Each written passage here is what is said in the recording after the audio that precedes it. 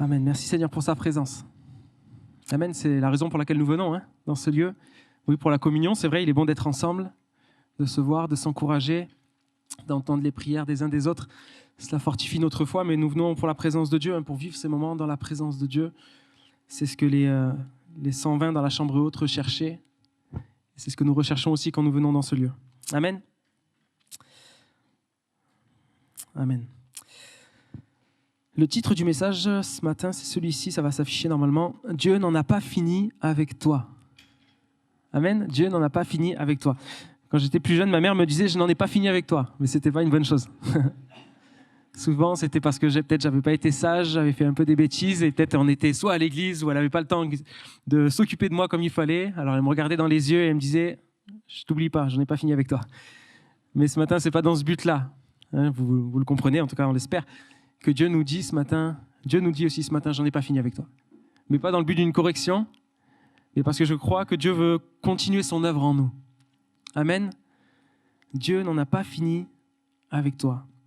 Parfois, nous pouvons penser que Dieu nous a oubliés, ou nous pouvons trouver que notre vie chrétienne est plate, monotone, fade. Plus rien ne va se passer, j'attends, c'est tout, que Jésus revienne. Mais non, je crois qu'il y a plus. Amen. Et Dieu est venu mettre ce message sur mon cœur il y a plusieurs jours, peut-être plusieurs semaines, vraiment avec cette pensée que Dieu voulait nous dire, il y a plus encore pour toi. Tu peux vivre plus que ce que tu vis aujourd'hui avec Dieu. Il y a plus, et en tout cas pour ma vie, je l'espère, qu'il y a plus encore. Je bénis Dieu pour les années passées dans ma vie, je bénis Dieu pour ce qu'il a pu faire en moi, mais je l'espère de tout mon cœur, c'est pas fini. Amen. Peu importe ton âge ce matin, que tu sois le plus jeune ou la personne la plus âgée, Dieu n'en a pas fini avec toi. Et ça doit t'encourager. En tout cas, moi, ça m'encourage. Philippiens 1,6, celui qui a commencé en vous cette bonne œuvre la poursuivra jusqu'à son achèvement au jour de Jésus-Christ. Amen. Donc, ce que Dieu a commencé en nous, il veut le finir. Amen. En qui Dieu a déjà commencé quelque chose. Amen. La vérité, c'est qu'en chacun de nous. Parfois, Dieu agit, on ne s'en rend pas compte. Et avec le temps, on se dit, punaise, Dieu a fait des choses quand même. Amen. Dieu n'en a pas fini avec toi, Dieu n'en a pas fini avec moi, Dieu n'en a pas fini avec nous. Et j'aimerais lire un texte dans Luc chapitre 1er, à partir du verset 26. Je lirai dans la version Semeur. 6 mois plus tard, Dieu envoya l'ange Gabriel dans la ville de Galilée appelée Nazareth, chez une jeune fille liée par fiançailles à un homme nommé Joseph, un descendant du roi David. Cette jeune fille s'appelait Marie. L'ange entra chez elle et lui dit « Réjouis-toi, toi à qui Dieu a accordé sa faveur, le Seigneur est avec toi. » Marie fut profondément troublée par ces paroles. Elle se demandait ce que signifiait cette salutation. L'ange lui dit alors « N'aie pas peur, Marie, car Dieu t'a accordé sa faveur. Voici, bientôt tu seras enceinte et tu mettras au monde un fils, tu le nommeras Jésus. Il sera grand, il sera appelé fils du Très-Haut et le Seigneur Dieu lui donnera le trône de David, son ancêtre. Il régnera éternellement sur le peuple issu de Jacob et son règne n'aura pas de fin. » Marie dit à l'ange « Comment cela se fera-t-il puisque je suis vierge ?» L'ange lui répondit « L'Esprit Saint descendra sur toi et la puissance du Dieu Très-Haut te couvrira de son ombre. C'est pourquoi le saint enfant qui naîtra de toi sera appelé fils de Dieu. Vois, ta parente Élisabeth attend elle aussi un fils. Malgré son grand âge, on disait qu'elle ne pouvait pas avoir d'enfant et elle en est à son 6e mois. Car rien n'est impossible à Dieu. » Amen. Il n'est pas long ce verset, mais il est bon. Car rien n'est impossible à Dieu. Alors Marie répondit « Je suis la servante du Seigneur. Que tout ce que tu m'as dit s'accomplisse pour moi. » Et l'ange la quitta. Amen. Je rappelle le titre de la pensée ce matin. Dieu n'en a pas fini avec toi. Amen. Et le premier point est celui-ci. Dieu te choisit malgré ton contexte et tes faiblesses. Amen. Moi, ça me rassure. Parce que le contexte de ma vie n'est pas forcément toujours facile, mais en tout cas, des faiblesses, je sais qu'il y en a beaucoup. Et ça m'encourage de savoir que Dieu me choisit malgré mes faiblesses.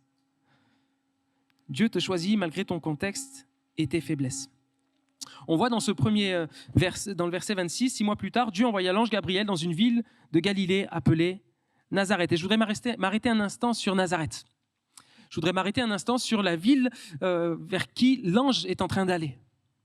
L'ange ne va pas vers Jérusalem, l'ange ne va pas vers la plus grande ville du coin, mais il s'arrête à Nazareth. Et je voudrais juste lire quelques notes simplement sur la ville de Nazareth. Petite ville sans importance de Galilée, moindre à côté de Jérusalem ou Bethléem. Dans Jean 1, 46, Nathanaël exprima ce sentiment en disant « Peut-il venir quelque chose de bon de Nazareth ?»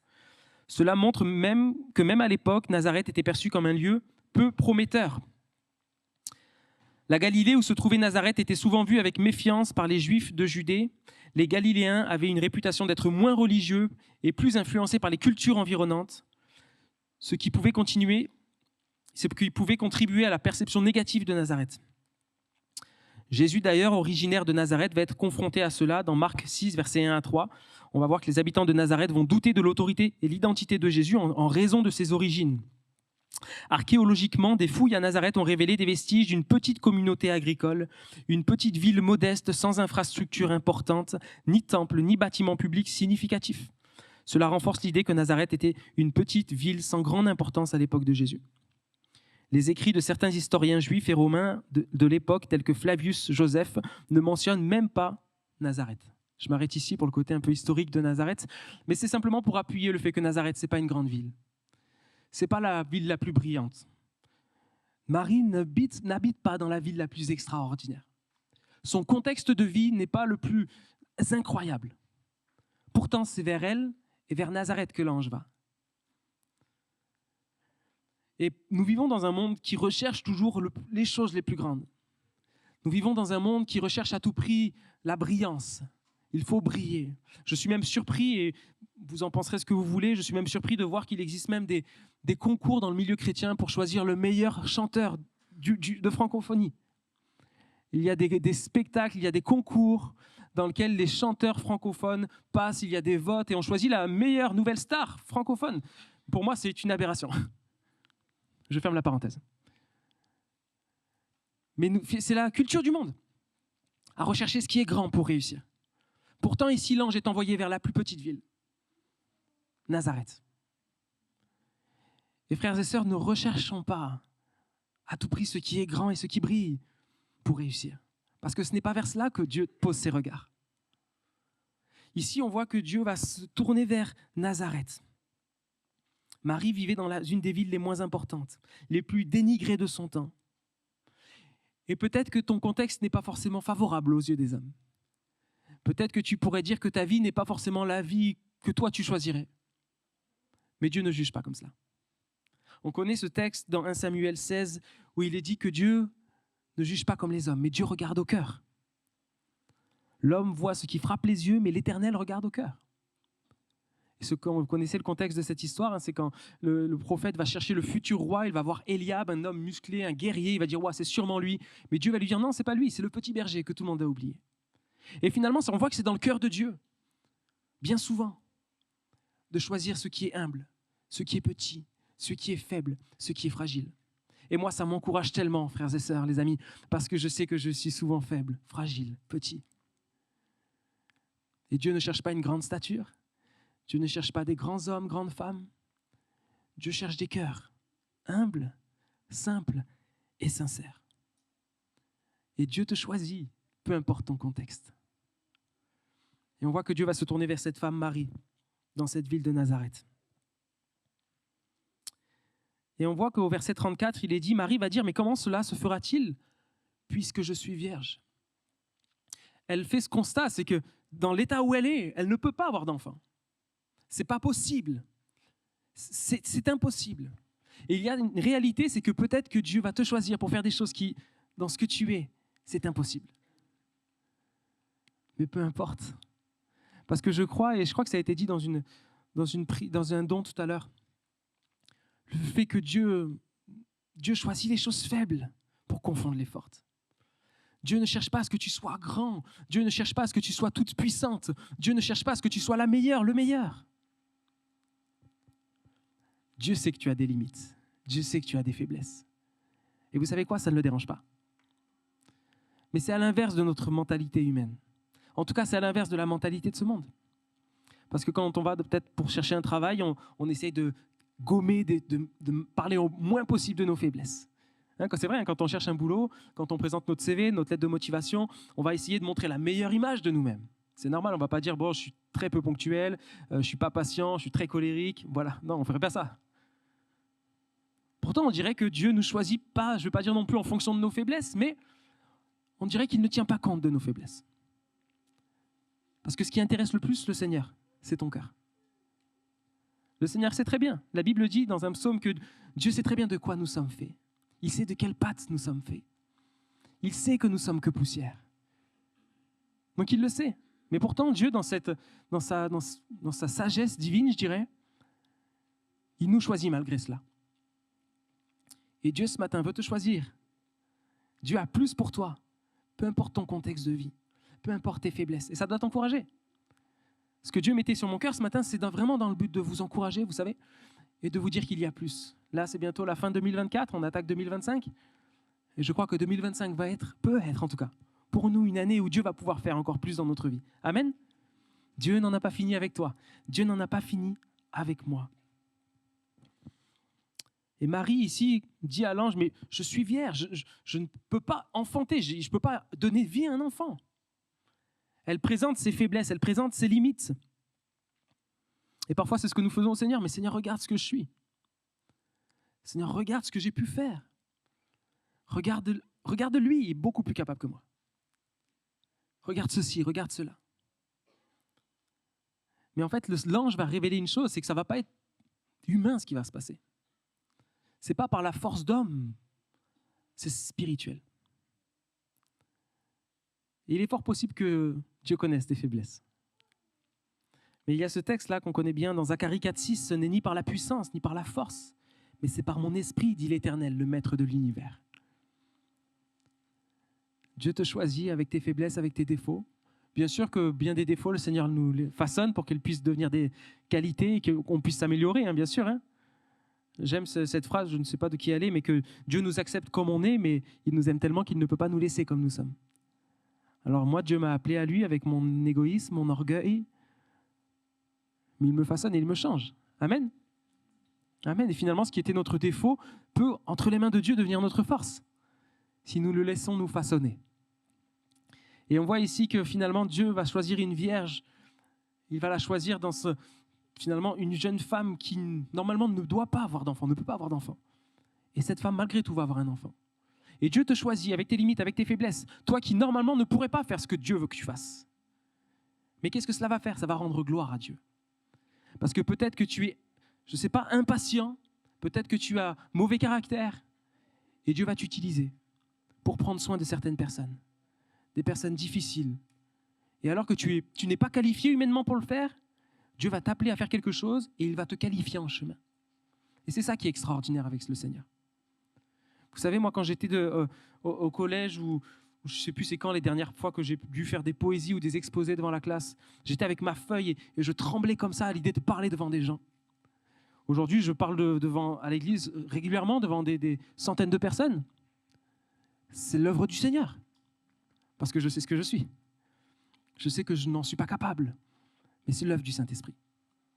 Et Dieu nous appelle avec nos faiblesses, avec nos défauts. Et quand on lui remet notre vie entre ses mains et qu'on lui dit « Ok Seigneur, je réponds à ton appel ». Je ne parle pas que d'appel pastoral ici, je parle simplement de rentrer dans ce que Dieu veut pour nous. Quand on accepte cela et qu'on donne notre vie entre les mains de Dieu et qu'on dit un peu comme Marie va le dire « Ok, qu'il en soit fait selon ce que tu me dis. Je suis la servante du Seigneur. Je te donne tout, je te donne ma vie, fais ce que tu veux. » Alors le Seigneur nous prend et il commence un travail. Il va nous façonner, il va nous qualifier, il va nous envoyer, il va nous utiliser.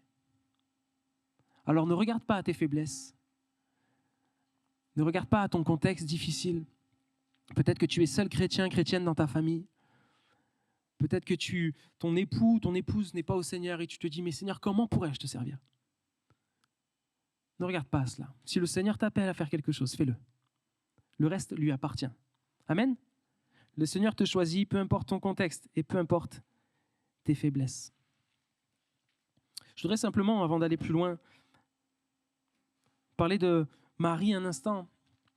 Sur le fait que quand on regarde la signification du prénom de Marie, ce n'est pas forcément une belle signification. Quand on regarde ce mot Marie, quand on regarde la signification du mot grec ici, Ça nous parle d'être rebelle, se révolter, rebelle à Dieu, rebelle envers son père, de la désobéissance. On voit Marie, qui vient de Myriam, et même entre nous, ma fille Mia, on avait réfléchi à un moment donné à l'appeler Myriam. Puis quand j'avais regardé la signification, j'ai dit, wow, c'est pas dingue quand même. S'il y a des Myriam ou des Marie, vous inquiétez pas. On voit ici que Dieu choisit même les maris Myriam. Et on voit ici que son prénom, en tout cas, quand on regarde le fond de son prénom, la signification, c'est pas forcément quelque chose, c'est étonnant même. On aurait pu dire, peut-être son prénom veut dire, je sais pas, humble servante, obéissante, qui craint Dieu, qui adore l'Éternel.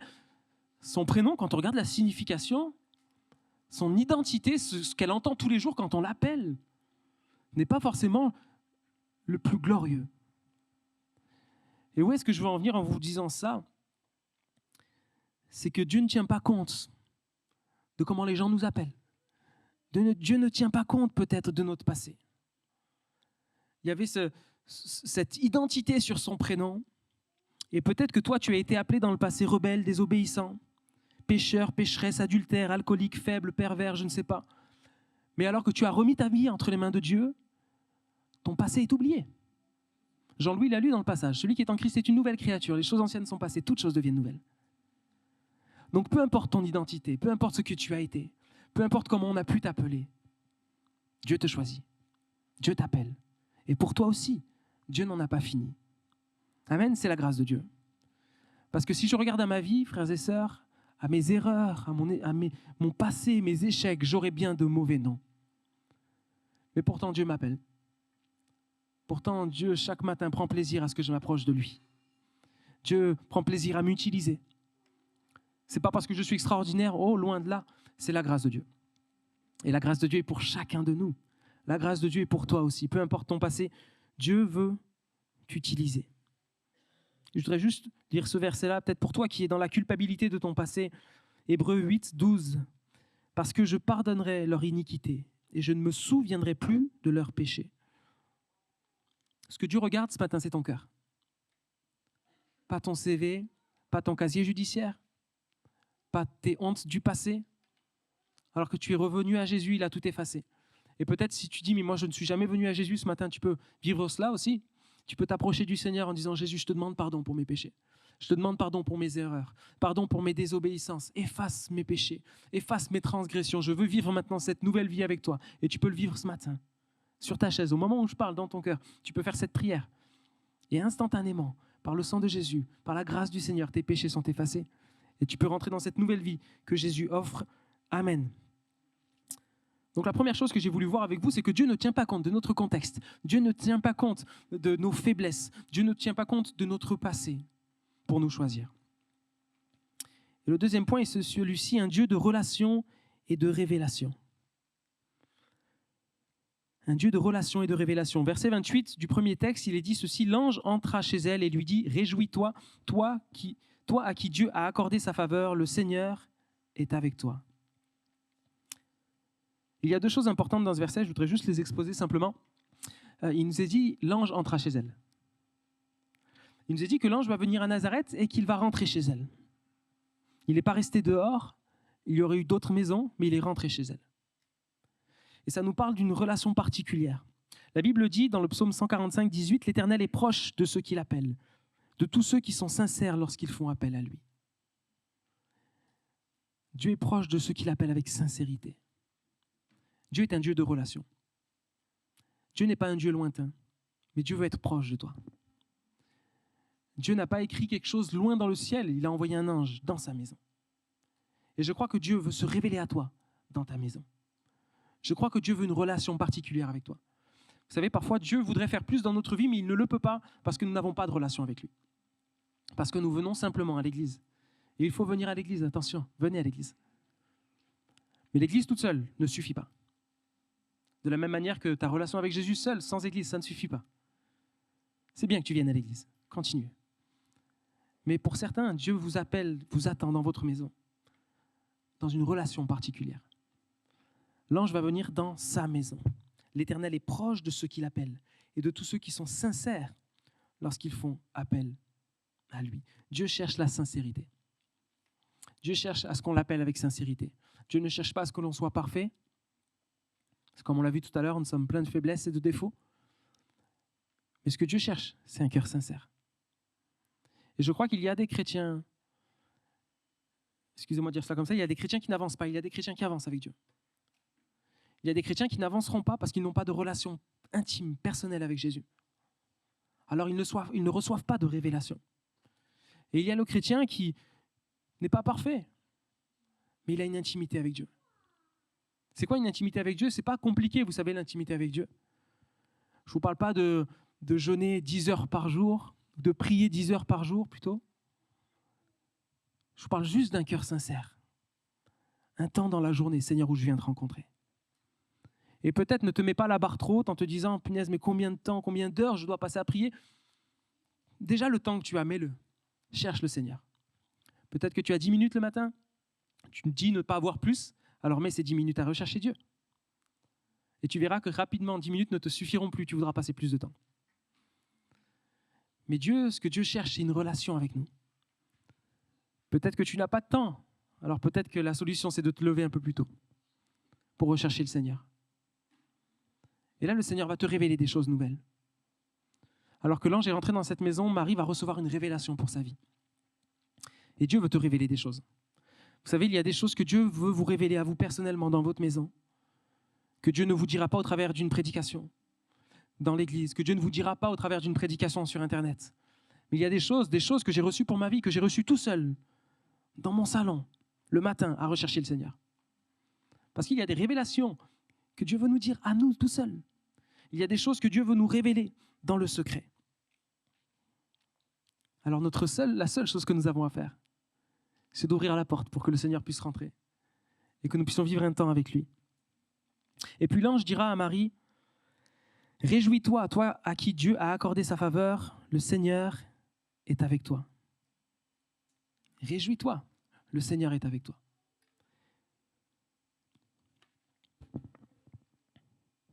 Il y a quelque chose que l'ange veut dire à Marie et que Marie doit retenir, c'est qu'elle doit avoir de la joie à savoir que le Seigneur est avec elle. Ça paraît simple, mais parfois le fait de savoir que Dieu est avec nous ne procure plus de joie, ce qui n'est pas normal. Il doit y avoir de la joie dans notre cœur de savoir que Jésus est avec nous tous les jours, à chaque instant. Et parfois nous sommes des chrétiens tristes, découragés. Parfois l'ennemi prend trop de place dans nos pensées parce que nous avons oublié que le Seigneur est avec nous. Nous avons oublié que Jésus est tous les jours à nos côtés, chaque jour, à chaque pas, dans chaque épreuve, dans chaque bonjour. Jésus est là. Et il y a de la joie à savoir que Jésus est là. Et ça doit réjouir nos cœurs de savoir que le Seigneur est avec nous. Dieu est avec moi. Dieu est avec moi. Et vous savez, quand on réalise que Dieu est avec nous, alors on avance.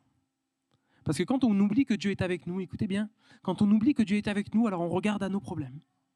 Regardez Pierre qui marche sur l'eau avec Jésus. Il réalise que Jésus est là, il marche sur l'eau. Soudainement, il regarde à la tempête, il oublie que Jésus est là, il coule. Et c'est comme cela avec nous aussi.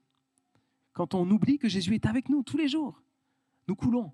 Nous coulons dans nos problèmes, nous coulons dans nos inquiétudes, dans nos soucis, dans la tentation, dans le péché. Mais quand on se souvient que Jésus est là, d'un coup, nos soucis, nos problèmes sont peut-être toujours là. Mais il y a quelqu'un qui est avec nous, qui est bien plus grand que tous nos problèmes et nos soucis. C'est le Seigneur. Alors nous continuons d'avancer. Et nous ne sommes plus découragés, abattus, accablés, mais nous sommes remplis de force. Parce que le Seigneur est avec nous. La joie du Seigneur est notre force. Amen. Amen. J'aime ce psaume 25, verset 14. L'Éternel confie ses secrets à ceux qui le craignent. Et il leur fait connaître son alliance. L'Éternel confie ses secrets à ceux qui le craignent. Je crois qu'il y a des choses que Dieu veut nous confier, des choses que Dieu veut nous révéler. Je ne sais pas vous, mais moi je trouve ça incroyable. Le fait que le Dieu de l'univers veuille me confier des choses, c'est incroyable. Qui je suis, moi? On l'a chanté plusieurs fois ce matin. Qui suis-je? Qui je suis, moi, Jonathan? Petit être humain perdu dans l'univers, pour que le Dieu Tout-Puissant veuille me confier des choses. Pourtant, c'est le cas. Dieu, dans le secret, dans l'intimité, dans la prière, veut me révéler des choses. À moi et à toi. À chacun de nous. Même aux petits-enfants. Même aux adolescents. à tous ceux qui le craignent, à tous ceux qui sont prêts à passer du temps dans l'intimité, dans la sincérité avec Jésus, Dieu va vous révéler des choses. Dieu n'en a pas fini avec toi. Tu pourrais vivre plus. Mais Dieu t'attend dans le secret, Dieu t'attend dans sa présence pour qu'il puisse te révéler des choses nouvelles. Enfin, on continue simplement. On a vu, première chose, que pour nous choisir, pour nous appeler, Dieu ne tient pas compte de notre contexte, Dieu ne tient pas compte de nos faiblesses, Dieu ne tient pas compte de notre péché passé. Dieu regarde notre cœur. Nous avons vu que Dieu est un Dieu de relation. Dieu veut que nous puissions passer du temps avec lui. Et quand nous vivons une relation avec Dieu, nous recevons des révélations de Dieu. Et Dieu nous révèle des choses cachées. Et la troisième chose que je voudrais voir avec vous, c'est l'importance de collaborer avec le Saint-Esprit. Collaborer avec le Saint-Esprit. Relisons notre texte initial à partir du verset 30, s'il vous plaît. L'ange lui dit alors « N'aie pas peur, Marie, car Dieu t'a accordé sa faveur. Voici bientôt, tu seras enceinte et tu mettras au monde un fils, tu le nommeras Jésus. Il sera grand, il sera appelé fils du Très-Haut, et le Seigneur Dieu lui donnera le trône de David, son ancêtre. Il régnera éternellement sur le peuple issu de Jacob, et son règne n'aura pas de fin. » Marie dit à l'ange « Comment cela se fera-t-il, puisque je suis vierge ?» L'ange lui répondit « L'Esprit Saint descendra sur toi, et la puissance du Dieu Très-Haut te couvrira de son ombre. C'est pourquoi le saint enfant qui naîtra de toi sera appelé Fils de Dieu, le Fils de Dieu. » On voit ici que Marie ne va pas remettre en doute ce que l'ange est en train de lui dire, sur le fait qu'il y a un enfant qui va naître. Mais elle va s'interroger sur le comment. Elle va dire, mais comment ça va se produire? Comment est-ce que cela va se réaliser? Elle va réfléchir humainement sur la faisabilité de la chose. Et on l'a dit tout à l'heure, Dieu lui révèle au travers de l'ange que ça va être le travail du Saint-Esprit. Ça va être l'œuvre du Saint-Esprit. Le Saint-Esprit descendra sur toi. La puissance de Dieu te couvrira de son ombre. Et je crois simplement que plus nous laissons la possibilité au Saint-Esprit de nous couvrir, plus rapidement nous rentrerons dans les plans de Dieu pour nous. Plus nous laisserons la possibilité au Saint-Esprit de prendre le dessus sur nous, plus vite nous rentrerons dans ce que Dieu a prévu pour nous.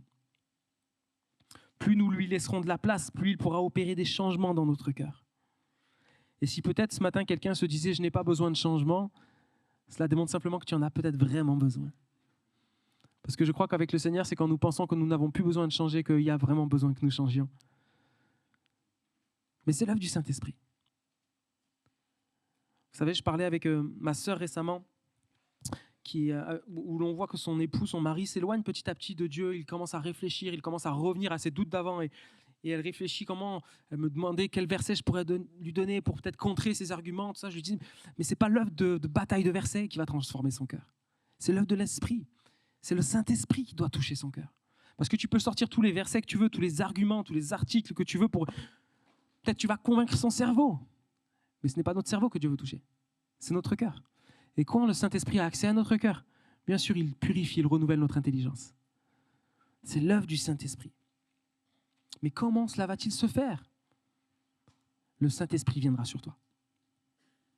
Et je crois que Dieu a prévu plus pour toi. Je crois que Dieu veut t'amener plus loin. Je crois que Dieu n'en a pas fini avec toi. Dieu n'en a pas fini avec moi. Mais la question que l'on doit se poser, c'est est-ce que je suis prêt à laisser le Saint-Esprit me couvrir? Est-ce que je suis prêt à laisser le Saint-Esprit prendre le dessus sur moi? Comment faire concrètement pour que le Saint-Esprit prenne le dessus sur moi? Parce que c'est bien, c'est des belles phrases tout ce que je dis là. Mais concrètement, comment je peux faire dans mon quotidien? Comment je peux faire pour que dès demain, je puisse laisser plus de place au Saint-Esprit? Comment je peux faire pour que dès demain, le Saint-Esprit puisse me diriger, me parler, prendre le dessus sur moi, me couvrir? Vous savez quoi? Je vais vous poser la question. Selon vous, soyez pas timide ce matin.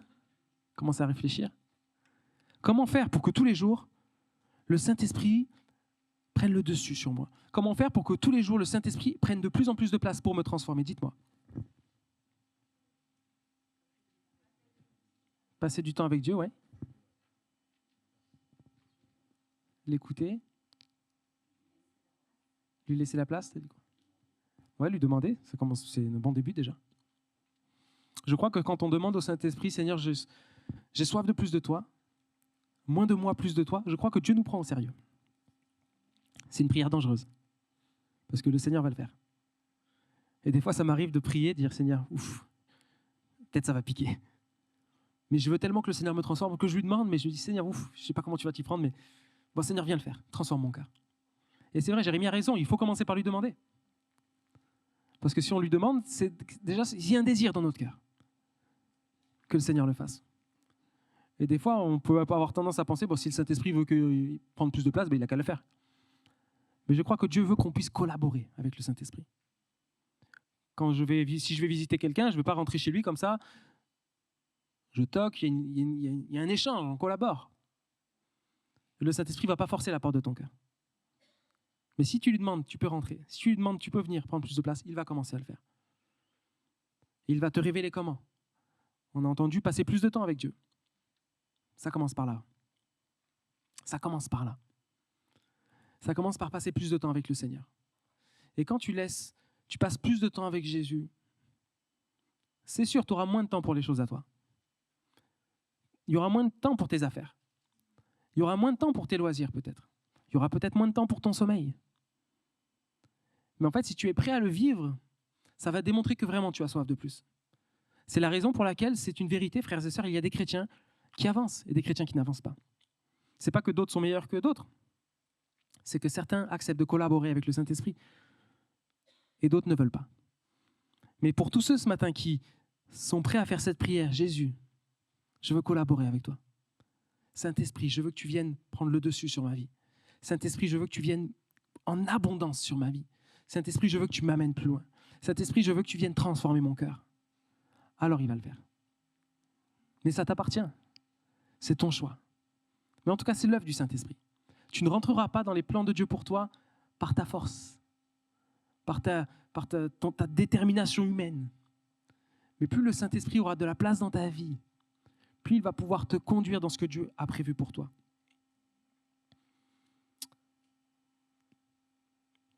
Apocalypse 3:20, voici, je me tiens à la porte et je frappe. Et je crois que chaque matin, chaque jour, Dieu frappe à la porte de notre cœur. Et il nous dit, est-ce que je peux venir aujourd'hui dans ta vie ?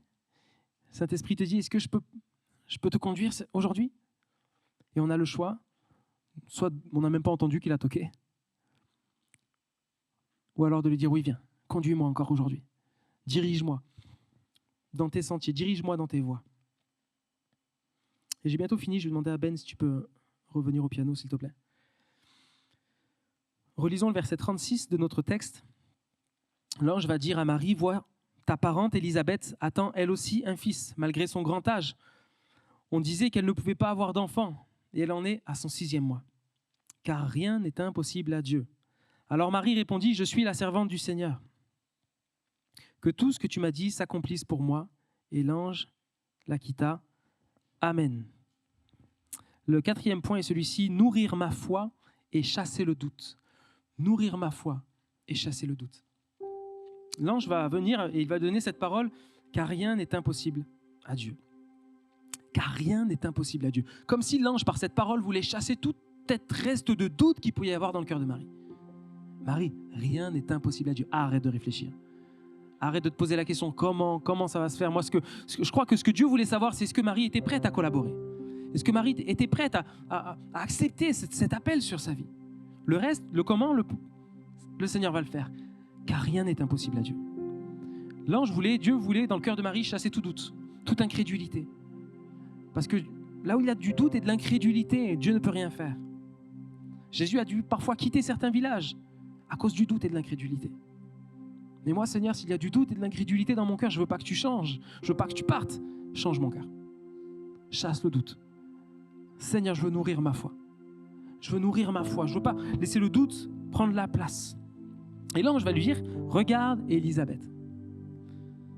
Regarde ta parente Élisabeth. Est-ce que Dieu aime qu'on se compare les uns les autres ? Non, le but de Dieu, ce n'est pas qu'il y ait de la jalousie, ce n'est pas de la comparaison. Mais je crois que Dieu veut que l'on s'encourage mutuellement, qu'on encourage notre foi mutuellement. C'est pas regarde l'autre, elle est meilleure que toi, ça fait déjà 6 mois. Non, c'est regarde, je l'ai fait pour d'autres, je peux le faire pour toi.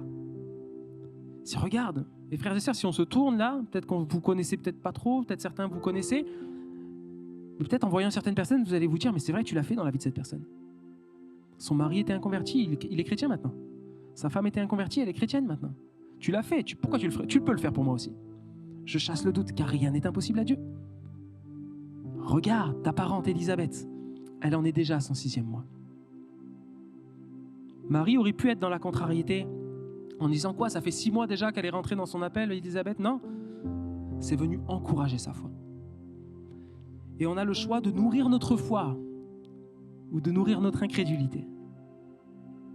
Soit tu nourris ta foi en regardant ce que Dieu a fait dans la vie des autres, oui, dans la parole, mais combien ça encourage aussi notre foi de voir que plus proche de nous encore, Dieu agit.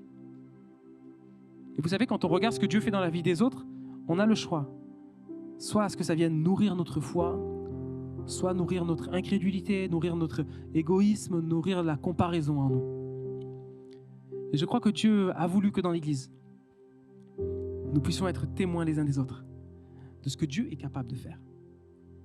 Nous encourager mutuellement, par une parole, en voyant peut-être l'une découragée, aller voir cette personne et lui dire hey, « Tu sais ce que Dieu a fait dans ma vie, il peut le faire dans la tienne aussi. » Alors ne doute pas, crois, car rien n'est impossible à Dieu. Rien n'est impossible à Dieu. Et je voudrais qu'on puisse prendre un temps de prière maintenant.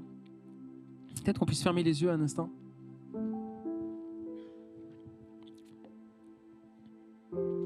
Amen, Jésus.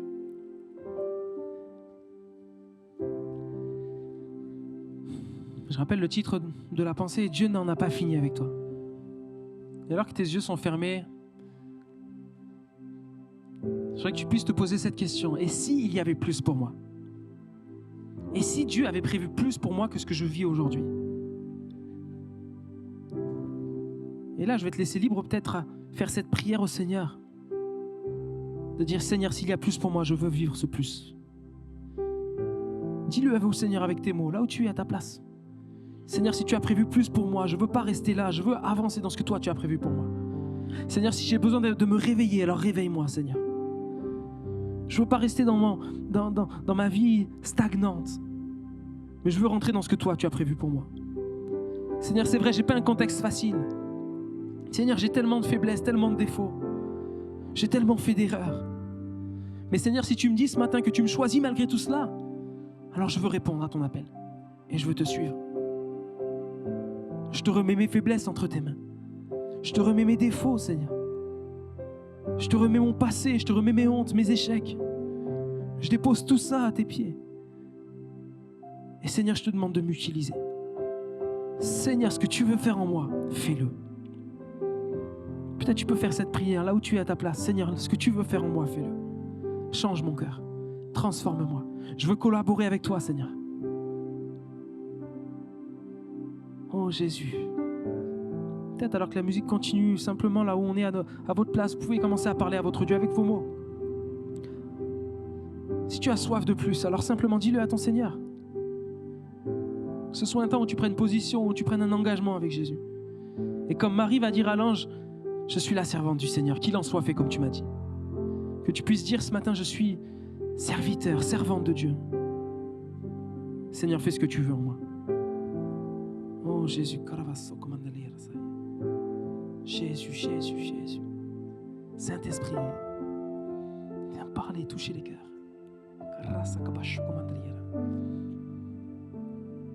Jésus, Jésus,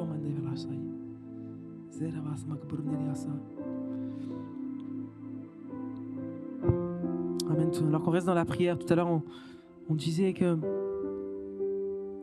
pour vivre plus avec le Saint-Esprit, pour permettre au Saint-Esprit de prendre plus de place dans notre vie, il faut déjà lui demander.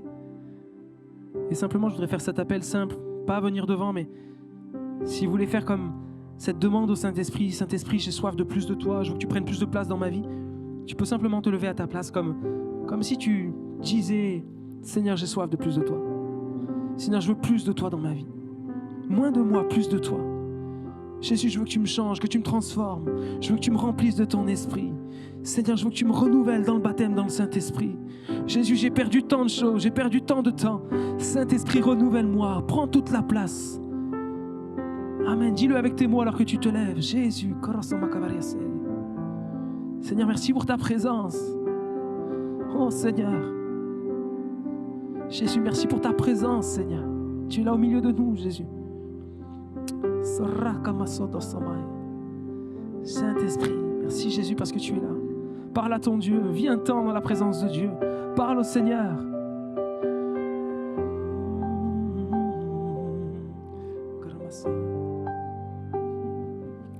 Jésus, Jésus.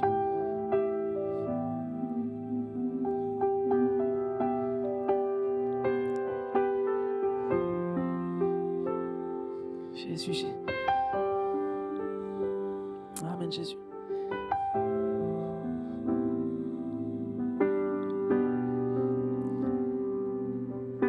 J'ai soif de plus. J'ai soif de plus. J'ai soif de plus de toi. J'ai soif de plus. J'ai soif de plus. J'ai soif de plus de toi, Jésus. J'ai soif de plus. J'ai soif de plus, comme une prière. J'ai soif de plus de toi dans ma vie. J'ai soif de plus, oh. J'ai soif de plus. J'ai soif de plus de toi, oh. J'ai soif de plus. J'ai soif de plus. J'ai soif de plus de toi, oh. J'ai soif de plus, Jésus. J'ai soif de plus. J'ai soif de plus de toi. Merci Jésus.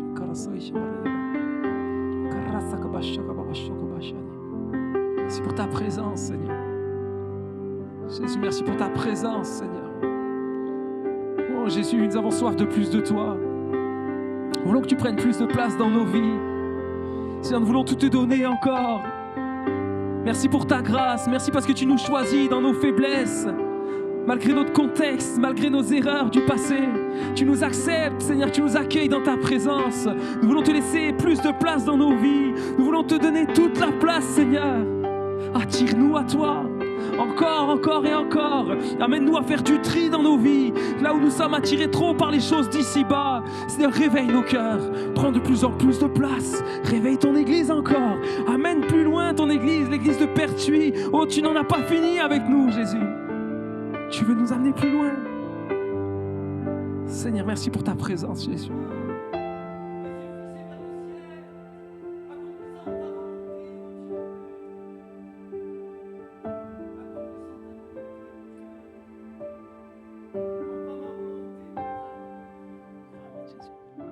Amen, Seigneur. Merci pour cette matinée. Merci pour ta présence. Merci, Seigneur mon Dieu, pour ta parole qui nous encourage, qui nous éclaire. Merci pour ce que tu as fait dans les cœurs. Nous voulons garder précieusement ce que tu as mis en nous. Nous ne laisserons pas l'ennemi nous voler quoi que ce soit. Mais nous voulons garder notre cœur plus que toute autre chose.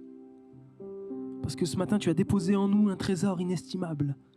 Tu as parlé à nos cœurs, tu as commencé à agir. Et nous voulons te demander de continuer de le faire. Que ce que nous avons entendu ce matin vienne encore nous travailler, nous tirailler. Et Seigneur Jésus, continue d'agir en nous. Merci parce que c'est vrai, tu n'en as pas fini avec nous. Et nous nous réjouissons d'avance de voir ce que tu vas faire.